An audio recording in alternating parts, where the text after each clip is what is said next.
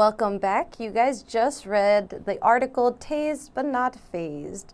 As many of you know, many people can be very passionate about their teams, and that could lead them to do some wacky things to show their passion for the game that they like, whether it be baseball, basketball, football, soccer. All the sports have their fans. In the past century, there's been something that's been known as when people go out onto the field and they just run and they do something strange. Back in, when was it? It was like in the 1974. It was actually rugby. It was man Michael O'Brien, I believe, where he took off all his clothes and went butt naked out into the field. And what we call streaking. He was streaking across the field. And so it actually became quite popular, this kind of activity. Later on, there was an exotic, in the 80s, there was this exotic dancer. And so you would think like she might go streaking, right? But no, actually her thing was trying to kiss as many of the athletes on the field as she could. She was called the Kissing Bandit. She actually made a career in, she was able to retire from all, the fanfare that she got. That she, in 1999, she was able to retire from all of this, all the attention she was getting from this.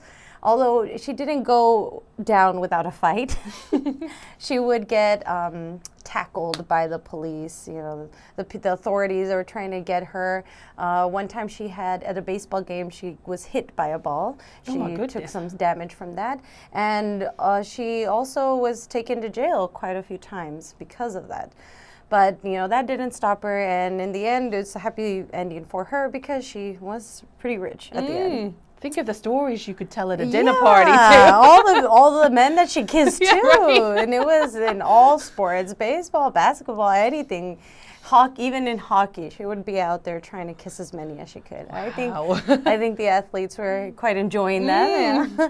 Well, just recently in this year, there was another man who, for one of his favorite athlete as an outfielder in the Cincinnati baseball game, and he tried to do this as well. And his mission was to not streak, not to kiss, but to fist bump this outfielder. Oh my goodness. And he did his best. He went out there. He did not get his fist bumped, but when the authorities came, he did manage to pull off a very nice backflip that he was very proud in court to say, yes, I went out there and I did run and I did land that backflip.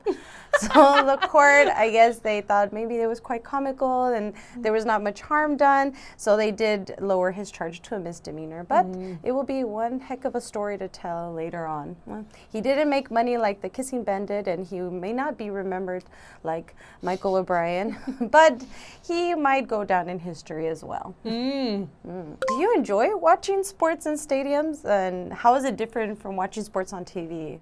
These kinds of things might be happening. Yeah, right. As we mentioned in the introduction, I do enjoy watching sports in a stadium. I'm not a big sports fan in general, so I think if there's an opportunity for it to become like a social event, like a social experience with your friends, I enjoy that.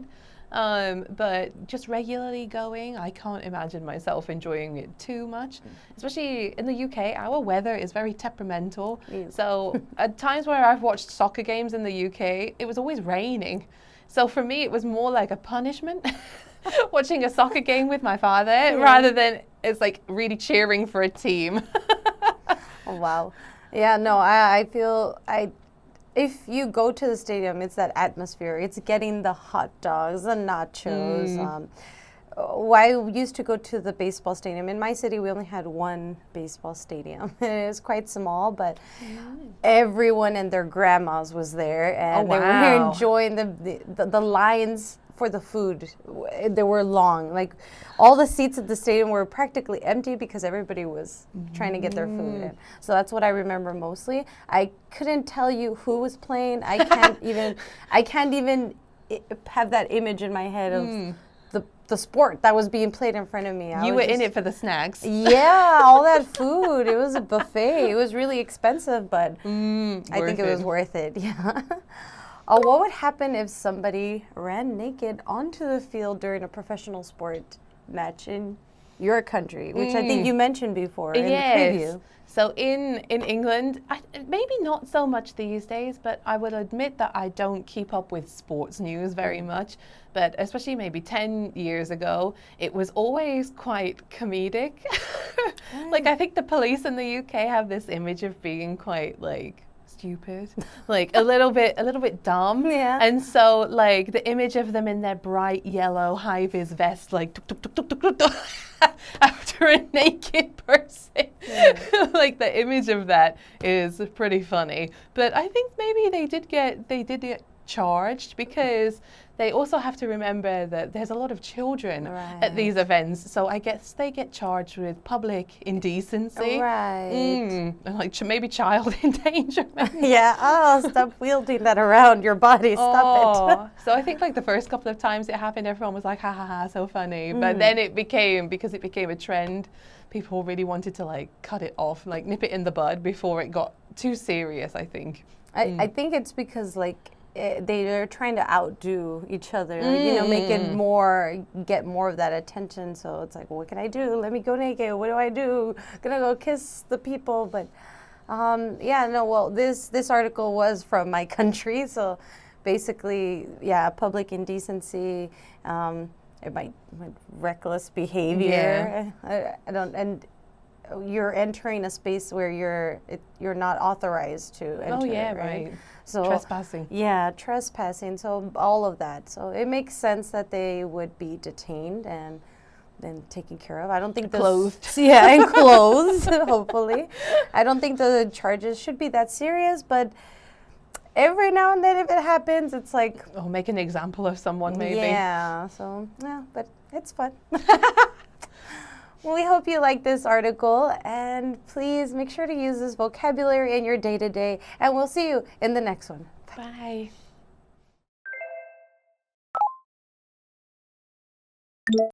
Wacky. Wacky. Streak. Streak. Leave somebody hanging. Leave somebody hanging.